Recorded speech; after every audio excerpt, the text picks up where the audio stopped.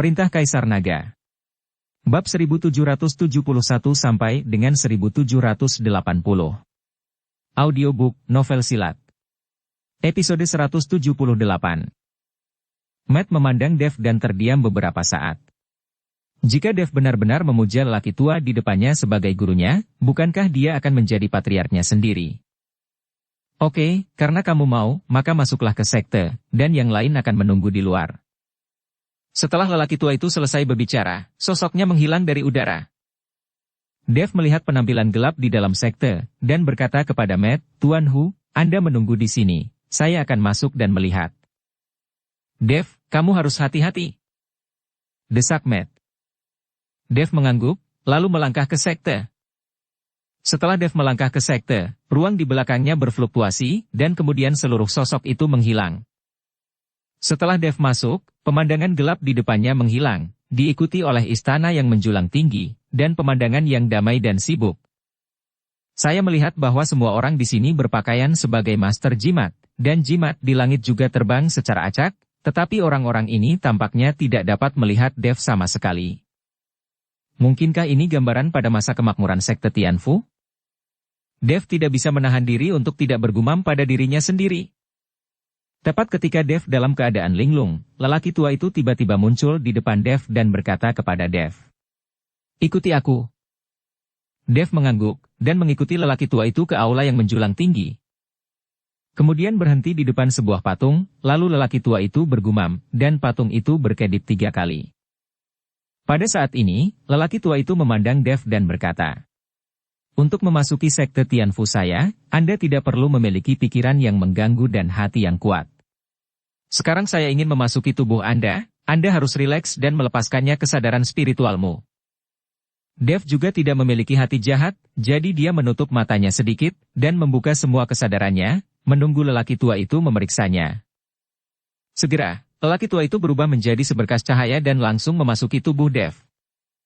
Orang tua itu baru saja memasuki tubuh Dev, dan pikiran ilahi terus mengembara, tetapi ketika mencapai pikiran Dev, semburan cahaya keemasan tiba-tiba bersinar, dan kemudian dia melihat seekor naga emas melayang dalam sekejap, dan membuka mulutnya yang berdarah.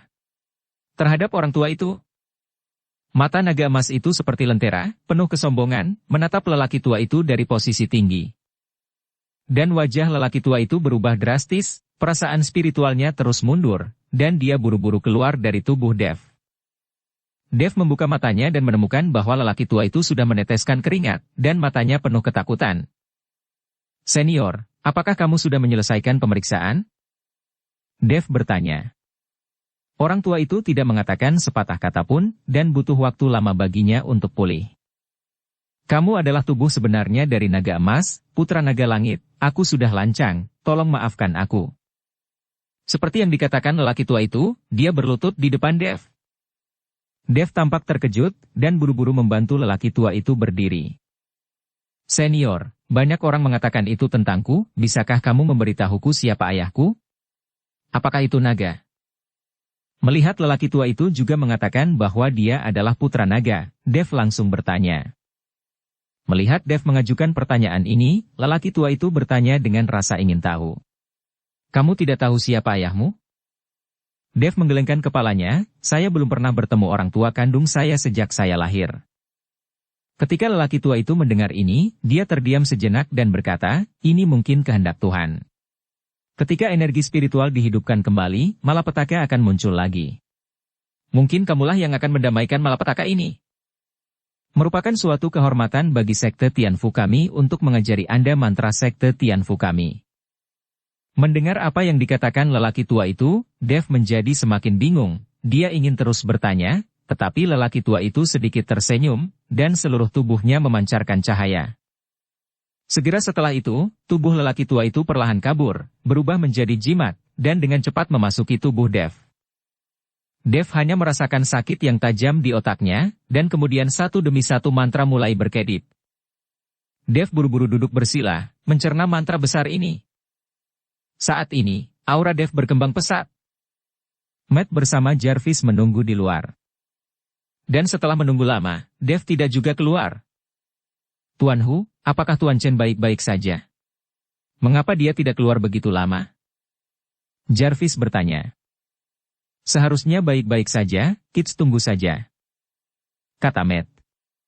Keduanya terus menunggu sampai tubuh iblis darah itu jatuh ke tanah dengan keras, dan kemudian mereka menyadari bahwa mereka telah menunggu di sini selama beberapa hari.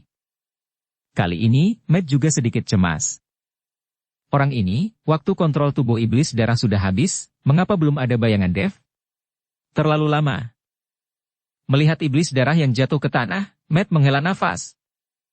Bagaimana kalau kita masuk dan mencarinya? Kata Jarvis. Dimungkinkan banyak senjata tersembunyi di dalam, hanya mengandalkan kita berdua, kita hanya akan mati setelah masuk. Matt tahu bahwa senjata tersembunyi di sekte Tianfu akan lebih kuat, dan mereka berdua tidak bisa menahannya sama sekali. Mereka berdua hanya menunggu lagi, ketika tiba-tiba semburan cahaya keemasan meledak di sekte gelap, menerangi seluruh reruntuhan. Baru pada saat itulah mereka melihat dengan jelas bahwa Dev sedang duduk bersila hanya belasan meter dari mereka.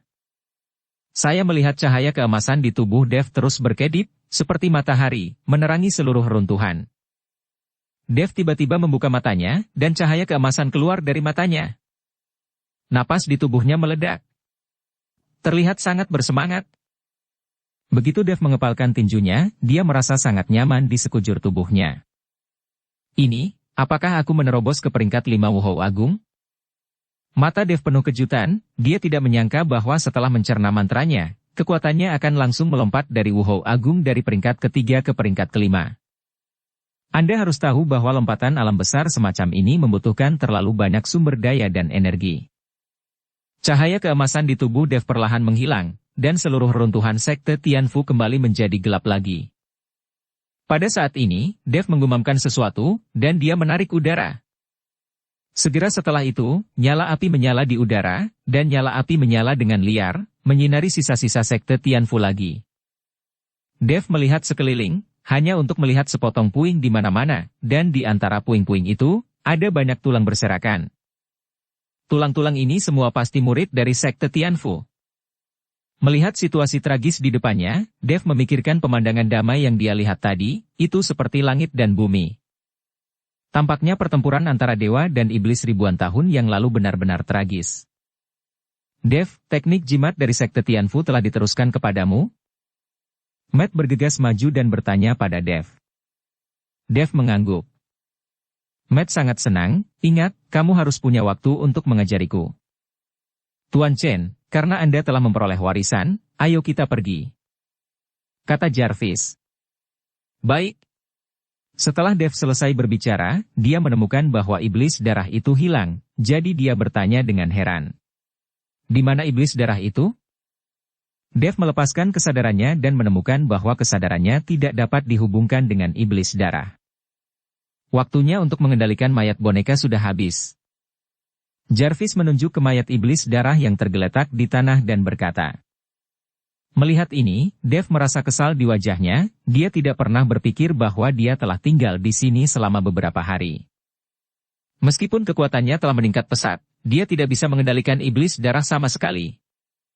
Dev tidak punya pilihan selain meletakkan tubuh iblis darah di cincin penyimpanan, dan kemudian melirik sisa-sisa runtuhan sekte Tianfu, api biru muda keluar dari telapak tangannya.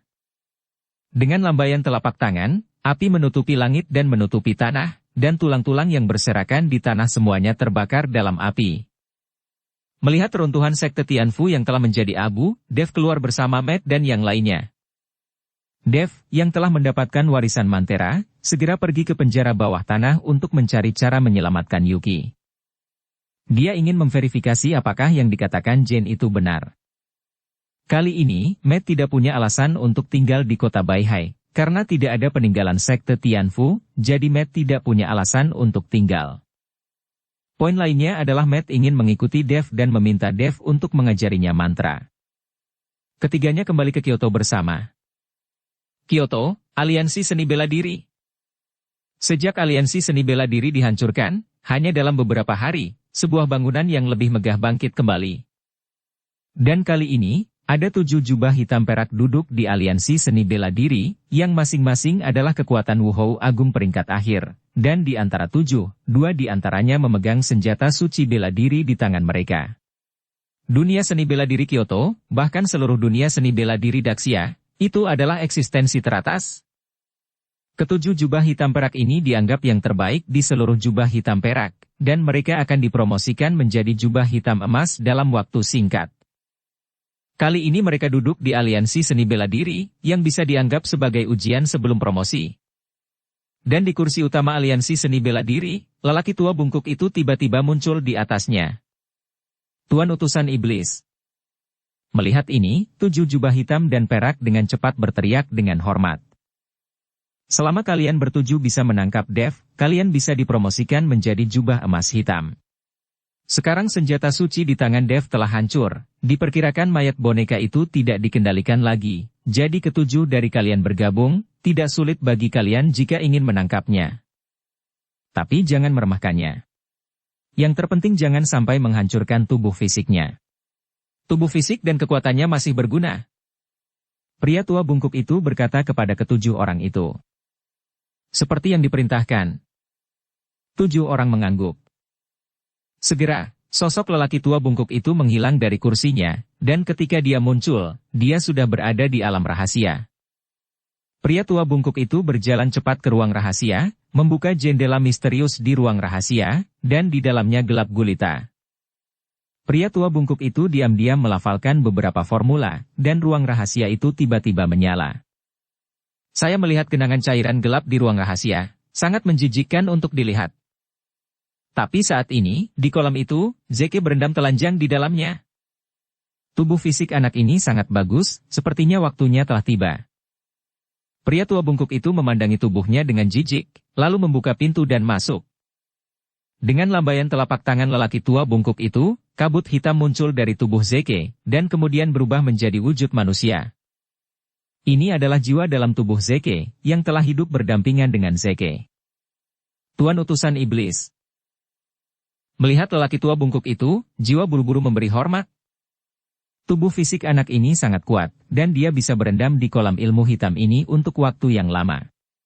Tubuh fisik yang begitu baik dihancurkan begitu saja olehmu. Pria tua bungkuk itu berkata dengan dingin pada jiwa. Ketika jiwa mendengarnya, ia gemetar ketakutan, Tuan utusan iblis, penjahat hanya memilih tubuh acak, dan saya tidak memilih pada saat itu. Apakah kamu memilihnya secara acak atau tidak? Aku menginginkan tubuh fisik ini sekarang. Saat lelaki tua bungkuk itu membuka mulutnya, dia melihat jiwa itu berjuang dua kali, dan langsung tertelan ke perutnya. Segera setelah itu, kabut hitam muncul dari lelaki tua bungkuk itu, dan kemudian memasuki tubuh Zeke.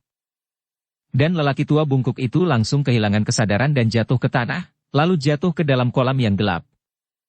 Tubuh daging langsung rusak, berubah menjadi tulang putih pekat, dan pada akhirnya menghilang sama sekali. Dan Zeke tiba-tiba membuka matanya saat ini, dengan cahaya menakutkan di matanya. Haha, tubuh ini sangat bagus. Melihat tubuh berotot, jiwa utusan iblis tidak bisa menahan tawa. Kamu siapa? Pada saat ini, Zeke juga merasakan sesuatu yang aneh, karena dia menemukan bahwa nafas jiwa di tubuhnya jelas telah berubah. Selain itu, kekuatan tubuhnya juga menjadi sangat bergejolak, dan kekuatannya jelas jauh lebih tinggi. Nak, kamu seharusnya merasa beruntung karena aku menyukai tubuhmu. Aku adalah utusan iblis, dan aku bertanggung jawab atas kalian semua yang berjubah hitam. Apakah kamu mengerti? Jiwa berkata dengan nada angkuh. Sangat menjijikkan untuk dilihat. Zeke terkejut sesaat, dan kemudian seringai muncul di wajahnya. Utusan setan. Tuan utusan setan? Zeke hanya mengenakan jubah tembaga hitam pada saat itu, dan pada levelnya, dia tidak memenuhi syarat untuk bertemu pria sebesar utusan iblis. Sekarang saya tidak menyangka roh utusan iblis memasuki tubuh saya. Artinya, dia segera memiliki identitas utusan iblis, dan semua orang berjubah hitam harus mendengarkannya. Nak, patuh dan patuh di masa depan, dan aku akan membuat kekuatanmu lebih kuat. Jiwa berkata dengan ringan. Ya. Ada Dev. Mata Zeke cerah, dan seringai menyeringai di sudut mulutnya, Dev, tunggu aku. Gerbang Naga. Dev memanggil semua orang untuk rapat, ini pertama kalinya Dev mengadakan rapat sejak Gerbang Naga didirikan. Sebagai kepala pelayan sementara Gerbang Naga, Naga Lima mengambil alih semua yang ada di gerbang naga setelah Hayden pergi berlatih ke Pulau Penglai. Paman Naga, kamu mengatakan bahwa aliansi seni bela diri memulihkan semua bangunan dalam 3 hari. Dev bertanya pada Naga Lima. Ya, selama 3 hari, gedung-gedung aliansi seni bela diri itu tampaknya muncul begitu saja, dan bahkan lebih megah dari sebelumnya. Dan kali ini di aliansi seni bela diri, ada 7 orang yang kuat di tahap akhir Wuhou Agung. Ada Wuhou yang tak terhitung jumlahnya, dan Wusong yang tak terhitung jumlahnya. Menurut logika, kamu menghancurkan aliansi seni bela diri terakhir kali dan membunuh begitu banyak master dari aliansi seni bela diri, bagaimana bisa tiba-tiba begitu banyak muncul lagi? Benarkah apa yang dikatakan Jarvis? Apakah orang-orang ini berada di dunia rahasia? Naga Lima sangat terkejut, karena dia tidak pernah tahu tentang dunia rahasia. Dev berpikir sejenak, tampaknya aliansi seni bela diri jauh lebih kuat dari yang dia bayangkan, dan dia bertanya-tanya berapa banyak master yang ada di ranah rahasia aliansi seni bela diri. Yang muncul sekarang hanya Wuhou Agung, dan untuk level Wusheng, diperkirakan pria tua bungkuk itu mungkin, tapi Dev tidak yakin. Lagi pula, iblis darah ada di sana pada saat itu, dan dia menjatuhkan lelaki tua bungkuk itu dengan 2 tamparan, jadi Dev tidak berani terlalu yakin tentang kekuatan sejati lelaki tua bungkuk itu. Sekarang senjata suci hilang, waktu untuk mengendalikan iblis darah telah habis. Menghadapi 7 Wuhou Agung tahap akhir, Dev tidak tahu apakah dia yakin. Awalnya, Dev berpikir bahwa aliansi seni bela diri telah hancur. Selama dia memasuki ruang bawah tanah, dia bisa menemukan cara untuk membuka pintu sel, dan menyelamatkan Yuki, itu akan baik-baik saja. Tapi dia tidak berharap aliansi seni bela diri pulih dalam 3 hari, dan mengirim begitu banyak master lagi. Tindakan ini membuat Dev sangat pasif, dan dia bingung untuk sementara waktu. Meskipun gerbang naga saat ini tampaknya kuat, bagaimanapun juga itu baru saja didirikan, dan tidak banyak master yang benar-benar kuat. Dalam pertarungan antara Wuhou Agung, diperkirakan hanya Yaeko dan Matt yang bisa membantu. Yang lain tidak cukup kuat untuk bertarung dengan master dari Wuhou Agung tingkat akhir. Tuan Chen, bahkan jika Anda menghadapi 7 master di tahap akhir Wuhou Agung, Anda belum tentu memiliki kesempatan untuk menang. Apakah Anda lupa bahwa Anda masih memiliki satu hal? Saat ini, Jarvis masuk dan berkata. Apa? Dev terkejut. Setan darah itu, kata Jarvis. Tapi iblis darah itu tidak lagi di bawah kendaliku, apalagi yang bisa kulakukan? Setelah mendengar ini, kata Dev sedikit putus asa. Tuan Chen, meskipun iblis darah berada di luar kendali Anda, sangat baik menggunakan tubuhnya sebagai perisai. Anda harus tahu bahwa tubuh iblis darah sangat kuat, dan bahkan senjata suci tidak dapat menembusnya. Apa yang bisa dilakukan Wuhou Agung? Jarvis menjelaskan. Ketika Dev mendengarnya, matanya berbinar. Benar, mengapa saya lupa penggunaan ini? Memegang tubuh iblis darah sebagai perisai, jika iblis darah itu hidup, dia mungkin akan marah sampai mati. Kali ini, Dev memiliki keyakinan dalam pikirannya, dan ketika saatnya tiba untuk meminta bantuan Yaeko dan Matt, bukan tidak mungkin untuk berurusan dengan 7 Wuhou Agung. Tepat ketika Dev hendak menunda pertemuan dan membuat beberapa persiapan, seseorang segera melaporkan bahwa Kapten Jack dari tim penegak hukum telah tiba. Dev buru-buru meminta Kapten Jack masuk. Dev sudah lama tidak bertemu Kapten Jack. Aku tidak tahu apa yang orang ini lakukan. Kapten Jack memasuki pintu, dan setelah melihat Dev, dia sedikit terkejut, lalu tersenyum dan berkata, Dev, kekuatanmu telah meningkat pesat. Aku ingat ketika aku melihatmu untuk pertama kalinya, kamu adalah seorang anak yang diintimidasi dengan santai, dan kamu harus mengandalkan naga lima untuk melindungimu. Tapi hanya dalam 1 tahun, kamu telah menjadi kepala sekte terbesar di Kyoto. Kapten Jack menghela nafas sebentar, setahun yang lalu dia memandang Dev seperti semut, tapi sekarang dia harus memandang Dev. Kapten Singh, jangan menyanjungku, pergi ke gerbang naga, apa yang Anda ingin bicarakan? Dev tersenyum ringan. Tuan Si merindukanmu, menyuruhku menjemputmu. Kata Jack. Dan berkata. Tuan Si merindukanku? Dev sedikit terkejut. Dia tidak mengerti mengapa Tuan Si tiba-tiba bertanya padanya saat ini. Ikut aku, jangan buat Tuan Si menunggu. Setelah Kapten Jack selesai berbicara, dia menyeret Dev pergi. Segera, Dev datang ke pavilion penjaga, dan melihat Tuan Si sedang minum teh dengan santai, dan di depannya ada papan catur. Melihat Dev datang, Tuan Shi memberi isyarat dan berkata, "Dev, datang dan duduk dan bermainlah denganku." Dev terkejut, bertanya-tanya apakah Tuan Si datang ke sini untuk bermain catur dengannya. Tapi Dev tidak mengatakan apa-apa, hanya berjalan mendekat dan duduk di depan Tuan Si. Dan Tuan Si secara pribadi menuangkan secangkir teh untuk Dev. Cobalah, dah Hong Pao asli. Dev memandang Tuan Si, tetapi dia tidak tahu apa yang dipikirkan Tuan Si, dia hanya bisa menyesap dan berkata, "Teh yang enak." Hahaha, teh itu enak atau tidak tergantung pada kondisi pikiran seseorang. Faktanya, teh tidak ada hubungannya dengan itu. Temani aku bermain beberapa permainan, biarkan aku melihat apakah kamu memiliki keterampilan catur. Tuan Si tertawa dan mulai bermain catur dengan Dev. Dev memainkan beberapa permainan dengan Tuan Si, dan selalu kalah. Tapi Tuan Si tidak mengatakan apa-apa, dan membiarkan Dev melanjutkan. Tapi saat ini, dahi Dev sudah berkeringat, dan dia cemas. Dia akan menyelamatkan Yuki, jadi dia tidak punya waktu untuk bermain catur dengan Tuan Si di sini. Melihat tatapan cemas Dev, Tuan Si terus bermain catur dengan Dev tanpa mengucapkan sepatah kata pun. Pada akhirnya, Dev tidak tahan lagi, dan berkata, "Tuan Si, apakah Anda memiliki sesuatu untuk ditanyakan kepada saya? Jika ada sesuatu yang harus dilakukan, saya harus pergi. Saya masih memiliki beberapa hal untuk ditangani. Pergi ke aliansi seni bela diri untuk menyelamatkan pacarmu?" Tuan Si tersenyum ringan. Dia berendam telanjang di dalamnya. Dev terkejut, tetapi masih mengangguk dan berkata, "Ya, pacar saya telah ditangkap begitu lama, dan sekarang saya akhirnya memiliki kemampuan untuk menyelamatkannya." "Punya kemampuan?"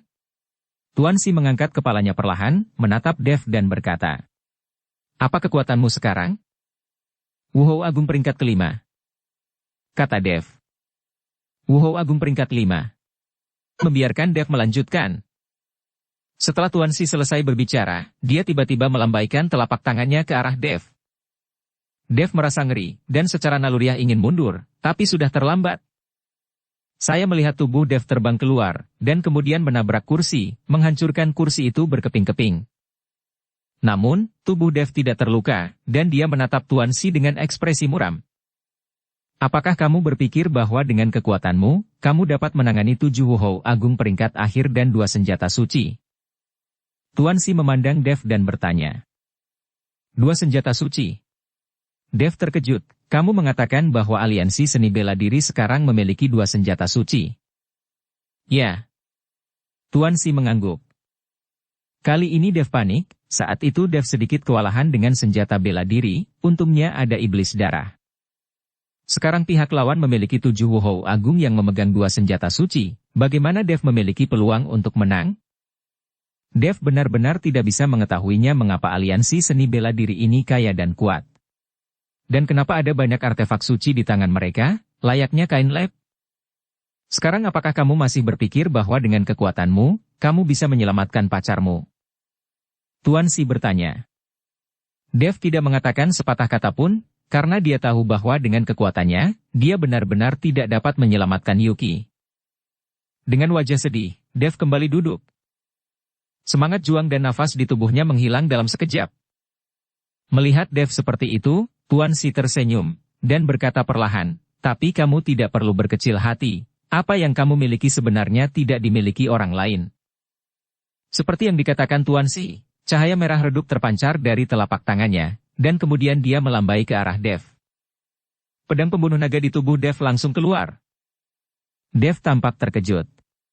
Anda harus tahu bahwa dia dan pedang pembunuh naga telah bersatu sejak lama. Hanya ketika pikirannya bergerak, dia dapat mengaktifkan pedang pembunuh naga. Tetapi pada saat ini, Dev tidak memiliki ide untuk mengeluarkan pedang pembunuh naga, tetapi menemukan bahwa pedang pembunuh naga itu sudah ada di tangan Tuan Si. Pedang pembunuh naga mengeluarkan suara mendengung yang besar pada Tuan Si. Gelombang energi pedang yang menakutkan terpancar dari pedang pembunuh naga, dan cahaya keemasan yang terang terus berkedip. Dev tercengang saat merasakan aura menakutkan dari pedang pembunuh naga. Dia tidak pernah berpikir bahwa pedang pembunuh naga akan memiliki kekuatan seperti itu. Senjata suci tidak lebih dari sampah di depan pedang ini. Sayang sekali kamu hanya memperhatikan peningkatan kekuatanmu sendiri, tapi melupakan pedang ini. Ingat, dia adalah bagian dari tubuhmu, dan senjata juga memiliki semacam kekuatan, jangan perlakukan dengan buruk. Setelah Tuan Si selesai berbicara, dia melepaskan pedang pembunuh naga dan kembali ke tubuh Dev dalam sekejap. Dev dengan hati-hati memikirkan kata-kata Tuan Si, dan sedikit rasa malu muncul di wajahnya. Dia selalu iri pada senjata suci orang lain, dan ingin mendapatkan senjata suci orang lain, tetapi lupa pedang pembunuh naga miliknya sendiri. Anda harus tahu bahwa pedang roh di tangan Anda adalah pedang roh yang telah melahirkan roh pedang. Dev selalu mencari sumber daya sendiri untuk meningkatkan kekuatannya sendiri, dia tidak pernah berpikir untuk meningkatkan kekuatan pedang pembunuh naga dan roh pedang. Jika kekuatan pedang pembunuh naga dan roh pedang ditingkatkan hanya dengan bertarung berulang kali, kecepatannya terlalu lambat. Dukung channel Novel Silat dengan subscribe, follow, like, komen dan share. Tapi segera, Dev menemukan masalah, dia tidak tahu bagaimana meningkatkan kekuatan pedang pembunuh naga. Dia bisa melahap pil binatang, semua jenis ramuan, dan bahkan kekuatan orang lain. Tapi bagaimana pedang pembunuh naga ini bisa meningkatkan kekuatannya? Bisakah dia membiarkannya menyedot pil binatang? Jelas, pedang pembunuh naga juga memiliki kemampuan untuk menyerap pil binatang. Tuan Si, bolehkah saya bertanya, bagaimana saya bisa meningkatkan kekuatan pedang pembunuh naga ini? Dev bertanya pada Tuan Si. Menangkan aku permainan, dan aku akan memberitahumu. Tuan Si sedikit tersenyum. Dev menarik napas dalam-dalam, lalu mengangguk. Dev mencoba yang terbaik untuk menenangkan suasana hatinya, mengesampingkan pikiran yang mengganggu, dan mulai bermain catur dengan serius bersama Tuan Si. Tapi setelah memainkan beberapa game berturut-turut, Dev masih belum bisa mengalahkan Tuan Si, dan sekarang Dev menjadi cemas lagi. Melihat tatapan cemas Dev, Tuan Si berkata, permainan catur itu seperti kehidupan. Apa yang kita mainkan bukanlah catur, tetapi kehidupan, dan kehidupan berisi segalanya. Anda perlu melihat permainan catur dengan jelas. Setelah mendengarkan kata-kata Tuan Si, Dev dengan hati-hati melihat papan catur di depannya, dan tiba-tiba papan catur itu tampak berubah di depan matanya. Itu menjadi rangkaian lingkaran sihir, dan bidak catur menjadi mata kunci untuk memecahkan lingkaran sihir. Pada saat ini, Dev sepertinya mengerti apa yang dimaksud Tuan Si. Serangkaian jimat melintas di benak Dev, dan setiap jimat mewakili lingkaran sihir kecil. Mengandalkan warisan sekte Tianfu, Dev mengalahkan Tuan Si dengan tipis dengan satu gerakan. Ketika permainan catur diselesaikan, Dev tiba-tiba menemukan bahwa mantra yang dia warisi telah meningkat pesat. Beberapa mantra yang dia tidak sepenuhnya pahami, tapi sekarang dia memahaminya dengan baik. Dev menatap Tuan Si dengan penuh rasa terima kasih. Tuan Si, bisakah Anda memberitahu saya sekarang, bagaimana saya bisa meningkatkan kekuatan pedang pembunuh naga? Dev bertanya pada Tuan Si. Tentu. Setelah Tuan Si selesai berbicara, dia melihat ke arah Kapten Jack, dan Kapten Jack sepertinya sudah lama siap, dan mengeluarkan peta dari tangannya. Tuan Si membuka peta, lalu menunjuk dengan jarinya, di tempat ini ada reruntuhan yang dibuka baru-baru ini, dan kemudian Anda akan mengerti bagaimana meningkatkan kekuatan pedang pembunuh naga. Pulau beruang es? Dev terkejut, bukankah ini batas dari Daxia? Tuan Si mengangguk, benar, tapi itu adalah wilayah negara Siong, dan di perbatasan dengan negara kita. Ada juga banyak orang Daxia yang tinggal di sana, dan itu adalah tempat berdagang. Dev memandang Tuan Si dengan bingung, mengapa Tuan Si tahu tentang sumber daya asing? Hahaha, aliansi seni bela diri tahu begitu banyak bidang sumber daya. Sebagai seorang pejabat, tidak bisakah saya mengetahui beberapa di antaranya? Ada banyak hal di dalamnya, dan Anda tidak perlu tahu. Kamu hanya harus ingat bahwa setelah kamu keluar, kamu benar-benar sendirian, dan karena begitu runtuhan dibuka, diperkirakan banyak ahli yang akan pergi ke sana. Tuan Si menasihati. Dev mengangguk, terima kasih Tuan Si telah mengingatkan saya akan mengingatnya. Dev pergi dari pavilion penjaga, dia kembali ke gerbang naga dan segera menemukan Matt dan Jarvis.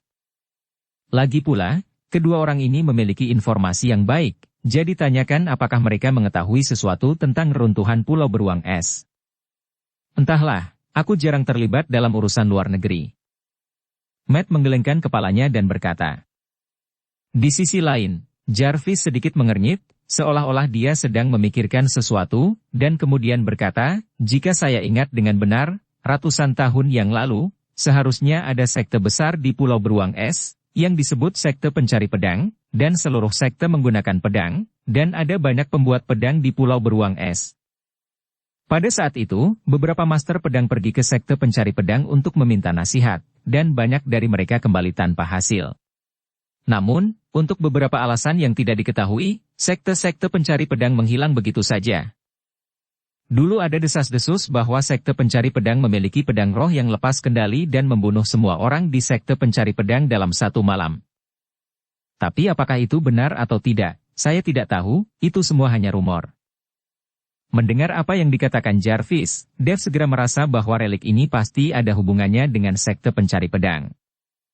Tuan Si menunjukkan peninggalan itu untuk meningkatkan kekuatan pedang pembunuh naga miliknya, maka sekte pencari pedang ini juga terkait dengan pedang roh, pasti ada yang salah.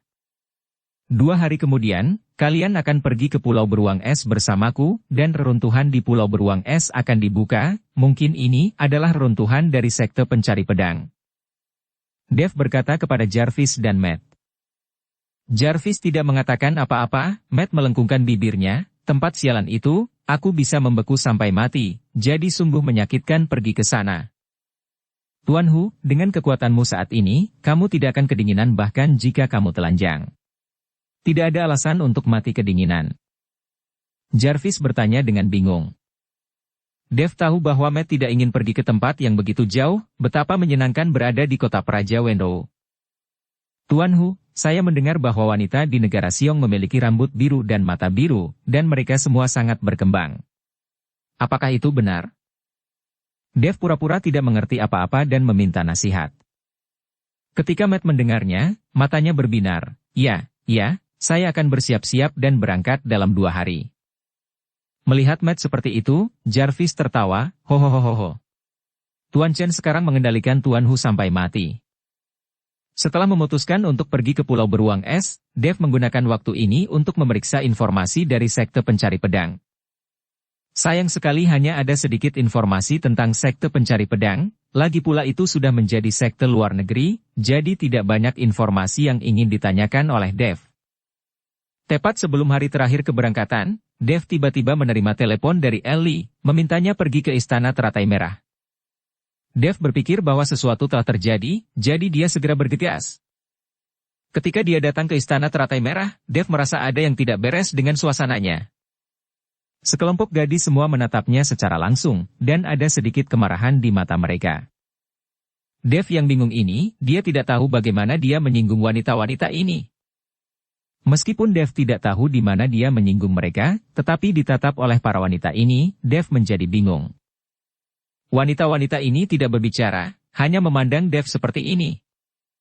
Dan Dev bingung. Pada akhirnya, Rain mau tidak mau berkata, Kakak Dev, ku dengar kamu akan pergi ke negeri Siong. Dev mengangguk, iya. Dan ingin pergi ke Pulau Beruang Es? Ellie juga berbicara. Ya. Dev mengangguk lagi. Apakah kamu akan pergi besok? Rosalind bertanya. Ya. Dev terus menganggukkan kepalanya. Ketika kamu pergi ke tempat yang bagus di luar negeri, kamu tidak memberitahu kami atau membawa kami bersamamu. Apakah kamu masih memiliki orang seperti kami di hatimu? Apakah kamu memiliki hati nurani? Saudari Rose pindah ke sini dari jarak ribuan mil untukmu. Begini cara kamu memperlakukannya. Emosi Laura menjadi kasar, dan dia memarahi Dev. Aku belum pernah ke Pulau Beruang Es yang kamu sebutkan, aku sangat penasaran. Yaiko telah disegel selama ribuan tahun, dia bahkan tidak tahu keberadaan Ice Bear Island. Aku juga belum pernah ke sana, aku ingin pergi dan melihat. Rafaela memandang Dev dengan sedih. Kakak Chen, bisakah kamu membawaku ke sana? Bawa aku, bawa aku. Aku juga harus pergi. Dan saya. Sekelompok wanita sedang membujuk, mereka semua ingin pergi ke Pulau Beruang Es. Tetapi pada saat ini, Dev hanya merasa bahwa dia sakit kepala, seolah-olah dia telah dilantunkan kutukan mantra oleh Biksu Tang. Aku akan menyelidiki reruntuhan, bukan untuk jalan-jalan, itu sangat berbahaya. Dev hanya bisa berkata tanpa daya. Apa salahnya menjelajahi reruntuhan? Mungkin kami bisa membantumu, kami bukan beban. Siapa di antara kita di sini yang tidak memiliki kemampuan? Laura menjawab Dev. Aku tidak mengatakan bahwa kamu tidak mampu. Kali ini benar-benar berbahaya. Tidak nyaman membawa sekelompok wanita bersama. Dev menangis, dia tidak tahu bagaimana menjelaskannya kepada para wanita ini. Kenapa tidak nyaman? Kamu seksi. Maya membuka mulut dan berkata. Saya. Dev terdiam beberapa saat, merasakan tatapan wanita-wanita ini, akhirnya dia hanya bisa mengangguk setuju. Oke. Kalian semua ikuti, tetapi ketika kalian sampai di tempat itu, kalian harus mendengarkan aku dan jangan berlarian. Melihat Dev setuju, sekelompok wanita langsung bersorak dan bertepuk tangan untuk merayakannya. Sama bahagianya dengan memenangkan pertempuran. Melihat kelompok wanita yang bersemangat, Dev masih tidak berdaya, dia bisa melawan musuh yang kuat tanpa rasa takut. Tetapi di hadapan begitu banyak wanita, dia benar-benar tidak tahu harus berbuat apa. Pada saat ini, suara kebencian tiba-tiba terdengar dari pintu, apakah kamu melupakan saya? Dev menoleh untuk melihat, dan menemukan bahwa di beberapa titik, Josephine sudah berdiri di depan pintu, dengan air mata berlinang, seolah-olah dia telah dianiaya. Melihat Josephine muncul, kepala Dev bertambah besar. Melihat air mata Josephine akan mengalir, Dev buru-buru berkata, pergi, kamu pergi juga, kamu tidak mungkin ditinggal sendiri. Mendengar janji Dev, Josephine tertawa terbahak-bahak. Dev tidak berani tinggal di istana teratai merah untuk waktu yang lama, dia takut para wanita ini akan memakannya. Hari berikutnya, di Bandara Kyoto, Naga 5 membawa sekelompok orang untuk mengantar Dev pergi. Dev awalnya berencana untuk membawa Matt dan Jarvis ke pulau beruang es, tetapi sekarang ada lebih dari selusin orang. Agar seseorang dapat memperhatikan wanita-wanita ini, Dev meminta Jonathan untuk pergi bersamanya, sehingga Jonathan dan Rein dapat memperkuat hubungan mereka satu sama lain. Dev, selamat jalan. Naga 5 tersenyum ringan. Tuan Chen, Anda memiliki tugas yang sulit dalam perjalanan ini. Saya khawatir gadis-gadis ini akan sulit untuk dihadapi. Ferdinand G tersenyum main-main pada Dev. Dev tersenyum tak berdaya, lalu membawa semua orang ke pesawat. Ellie, Yaiko, Josephine, Rosalind, Rafaela, Maya, Laura, Rein 8 gadis naik pesawat bersama Dev, langsung menarik perhatian banyak orang. Lagi pula, ke-8 gadis ini semuanya sangat cantik, masing-masing dengan kelebihannya masing-masing. Terutama Rosalind yang memiliki aura peri, dan Maya serta Laura yang secara alami menawan, yang membuat para pria di pesawat semua mata tertuju pada gadis-gadis ini. Ke-8 gadis itu tidak peduli, mereka mengobrol satu sama lain, dan mereka semua sangat bahagia. Dev duduk di sebelah Matt, dan Matt menghela nafas begitu dia naik ke pesawat. Tuan Hu, ada apa denganmu? Dev bertanya dengan bingung. Dev, izinkan saya memberitahu Anda, jika saya bersama beberapa wanita di masa depan, Anda tidak diizinkan untuk menasihati saya. Anda memiliki begitu banyak wanita, Anda berani menasihati saya. Lihatlah kualitas wanitamu, yang satu lebih baik dari yang lain, kenapa menurutmu aku tidak bisa menemukan yang seperti ini? Matt memandang Dev, penuh iri, cemburu dan benci. Ketika Dev mendengar ini, dia terdiam dan tidak tahu bagaimana menjawab Matt. Jonathanlah yang menjawab dari samping, Tuan Hu, ketika kita sampai di negara Siong, aku akan mencarikanmu beberapa gadis asing. Kata-kata Jonathan mencapai hati Tuan Hu dalam sekejap, dan dia langsung tersenyum, ya, tapi Dev, kamu tidak diizinkan untuk melarangku. Oke, tidak masalah. Dev menggelengkan kepalanya sambil tersenyum. Pesawat terbang dengan mulus, dan kerumunan secara bertahap menjadi tenang dari kegembiraan di awal. Dev menutup matanya sedikit dan beristirahat dengan tenang. Pada saat ini, di bagian belakang pesawat, terdengar suara seorang pramugari, Tuan, pesawatnya sedang terbang. Saya harap Anda bisa duduk, jangan berjalan sembarangan. Aku sangat lelah karena duduk, apa salahnya mengambil 2 langkah? Berhenti mencampuri urusanku sendiri. Penumpang berkepala botak itu mendorong pramugari, dan hampir menjatuhkan pramugari itu. Kali ini, banyak penumpang memandangi kepala botak itu dengan mata marah.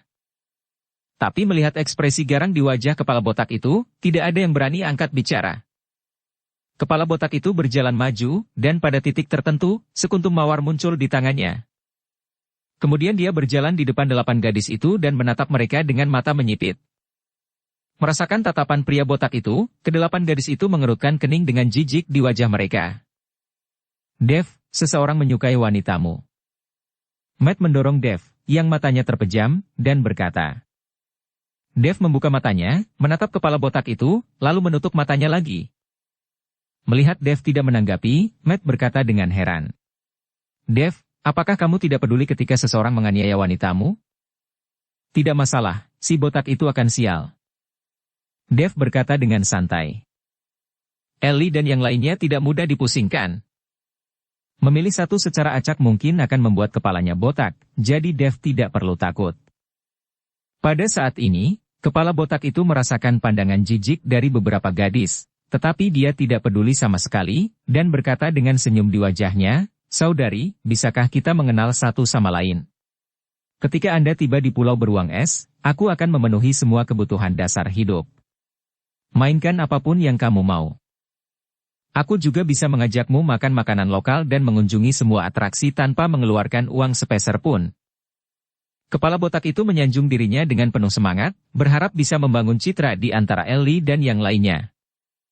Hanya saja tidak ada yang peduli dengan kepala botak itu, tapi Laura menatap kepala botak itu dengan sedikit tatapan di matanya.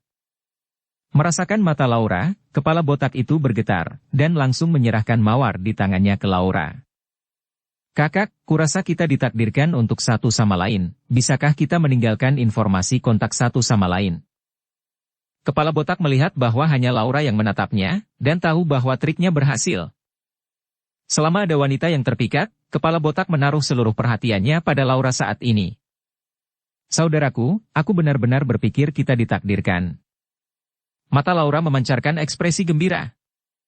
Suara, kakak, langsung menghancurkan tulang pria botak itu, dan dia terlihat seperti peri. Melihat ekspresi di kepala botak, Laura tahu bahwa waktunya telah tiba, jadi dia melanjutkan, pergi dan lakukan tarian tiang untuk menghibur kita. Baik. Tanpa daya.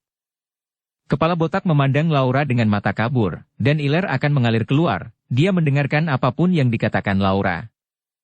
Lalu, kepala botak itu mulai memuntir tubuh gendutnya di atas pesawat. Kali ini, semua orang tertawa terbahak-bahak dalam sekejap. Tapi kepala botak itu tidak memperdulikannya, dan menatap Laura dengan sepasang mata. Lakukan striptis. Laura memerintahkan. Tak lama kemudian, kepala botak itu mulai melepas pakaiannya, hingga hanya celana dalamnya yang tersisa. Laura memintanya untuk berhenti. Kepala botaknya seperti ini, memutar, hampir membuat semua orang tertawa sampai mati. Berlutut dan tampar mulutmu sendiri. Laura mengubah perintahnya lagi. Kepala botak itu berlutut di depan Laura tanpa ragu, lalu menampar mulutnya yang besar ke arah wajahnya. Butuh banyak kekuatan sekaligus, dan dengan cepat berubah menjadi kepala babi. Saat ini, semua orang merasa aneh dan menatap kepala botak dengan mata aneh. Namun di antara kerumunan, seorang pria berkacamata hitam dengan wajah tanpa ekspresi melepas kacamata hitamnya dan menatap Laura dengan dingin. Laura juga sepertinya merasakan sesuatu, dan buru-buru menatap pria berkacamata hitam itu. Dan pria berkacamata hitam itu melihat Laura melihat ke atas, dan buru-buru memakai kembali kacamata hitamnya. Laura tidak peduli, dan mulai bermain dengan kepala botak itu lagi. Dev, aku tidak menyangka bahwa di antara kelompok wanitamu, ada naga yang benar-benar tersembunyi dan harimau yang berjongkok. Aku akan melihat bagaimana kamu menjinakkan mereka di masa depan. Matt berkata dengan ejekan. Tapi Dev pura-pura tidak mendengar, dan terus menutup matanya. Setelah terbang selama 7 jam, pesawat mendarat dengan stabil di pulau beruang es ini.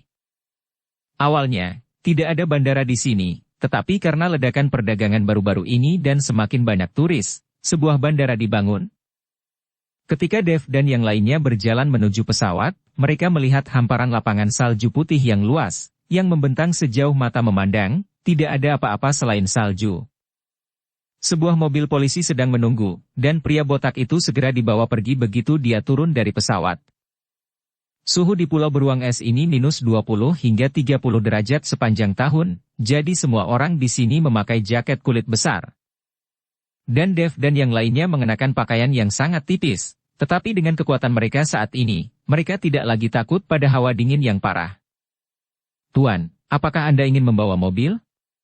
Kemana Anda ingin pergi? Saya tahu segalanya. Berjalan keluar dari bandara, seorang pria pendek bertubuh pendek menyapanya, dan aksennya dari Daxia. Bawa kami ke hotel dulu. Dave berkata kepada pria kecil itu. Tidak masalah. Apakah Anda satu-satunya, Tuan? Ketika lelaki kecil itu melihat Dave dan Matt, mereka ditarik oleh sebuah mobil. Dave menggelengkan kepalanya, lalu menunjuk ke Ellie dan yang lainnya, orang-orang ini juga bersama. Melihat begitu banyak orang, pria kecil itu sedikit mengernyit. Kenapa? Tidak bisa? Melihat ekspresi pria kecil itu, Dave bertanya dengan sedikit aneh. Tidak, aku akan mencari tambahan mobil. Pria kecil itu melambaikan tangannya berulang kali, lalu lari dengan tergesa-gesa. Hanya butuh beberapa menit, dan lelaki kecil itu membawa 2 orang lagi, keduanya dari Daxia. Total ada 3 mobil, Dave dan yang lainnya bisa duduk saja. Tapi saat Dave dan yang lainnya masuk ke dalam mobil, tiba-tiba 4 atau 5 pria kekar datang. Bersambung ke episode 179. Dukung kami dengan subscribe, follow, like, komen dan share. Terima kasih.